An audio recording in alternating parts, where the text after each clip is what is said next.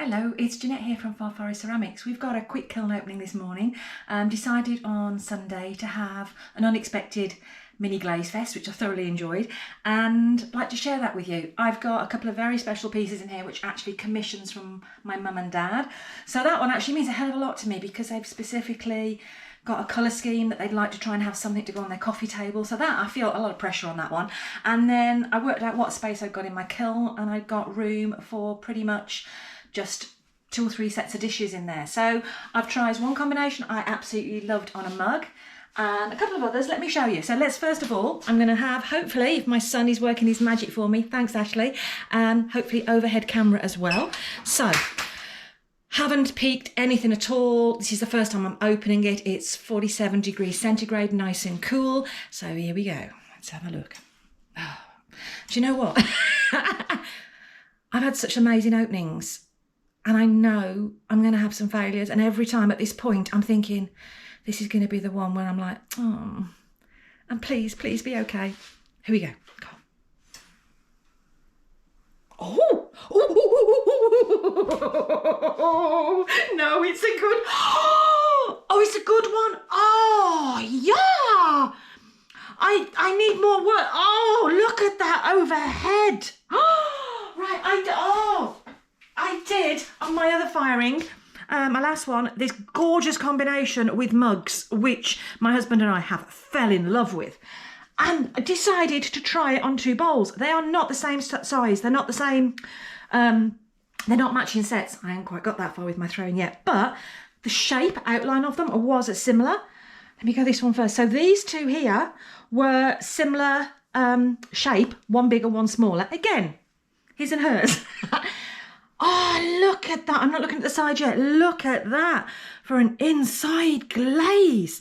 This looks so fresh. So this was birch all over, and then I have done Cordovan on the top and over. I haven't looked at the side yet. Then a touch of cobalt oxide on the top, which is, oh, lovely. And then over the cobalt oxide, I've put clear gloss because I've read that cobalt oxide is not dinner safe unless you apply a glaze over it. That is stunning.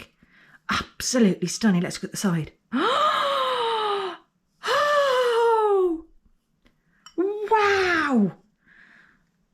I mean to say, look at that for a set.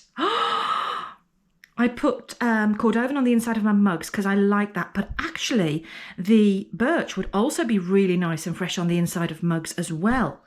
I don't think I'd like the Cordovan on the inside of a bowl, but I can imagine this for cereal or soup. Oh, look at that beautiful neat bottom, and also how it's got a darkness to the end of it. The cobalt oxide has run down so beautifully. It's just like waves, isn't it? Oh, I'm happy with that one. Let's have a look at this next one here.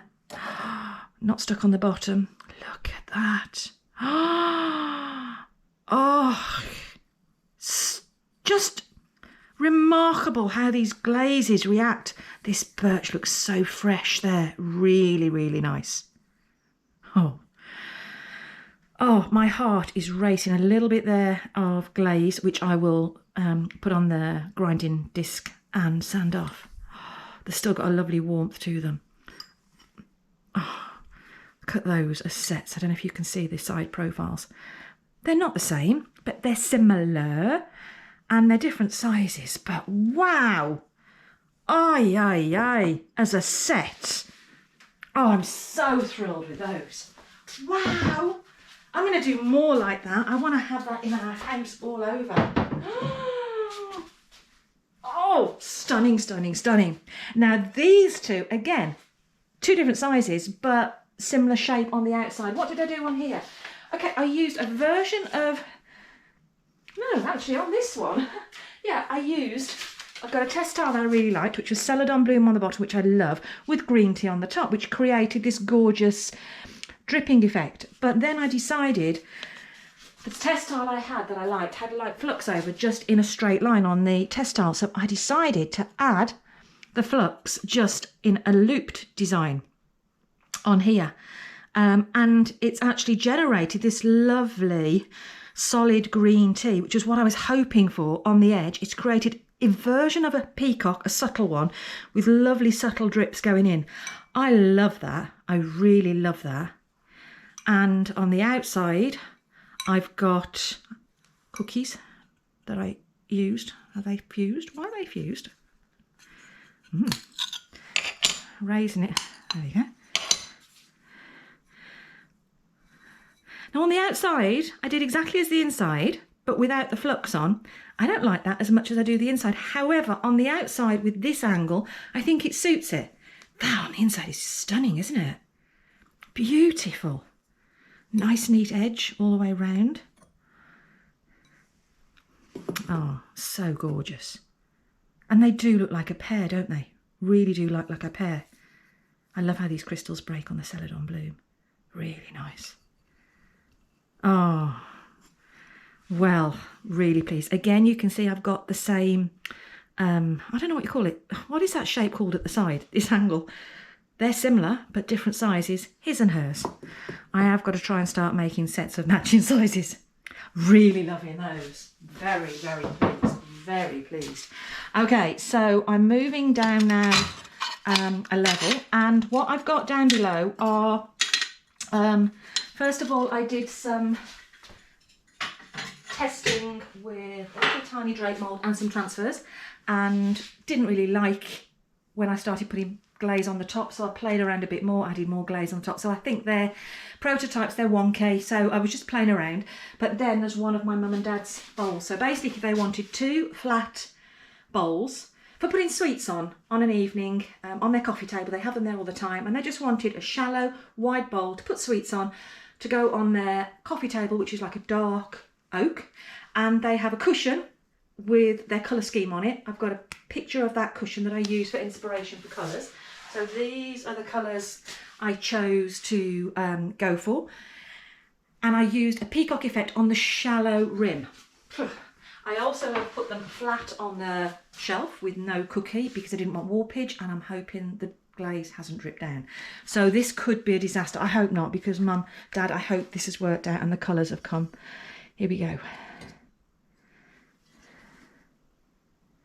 Oh. Oh. Aye. Okay. So these are the ones that were my tests. They're actually better than I expected. Much better. This is not what I was expecting, but I do actually like it. I feel as if the rim is not matching the inside, and it's not stuck to the bottom. Ah, but I have got drippage. So I have got drippage, but I can sand those off. That's fine. Isn't that weird how it's in 3 spots? That on the outside is very nice. That is very nice. That on the inside is very nice. It's just that to me, which is sandstone over the top of all these stroke of coats, that looks separate. But that is very nice. Let's see what the second one, if they look as a pair, because that also will have sweets on it. But I'd have preferred that to actually have more, like here on the outside, there's more of the sandstone coming through. Let's see. Okay, we'll come back to that one. And then here, these are the ones I did with my decals, transfers, underglaze. So this is the transfer I put on. You can see it's really wonky. I didn't leave it set enough.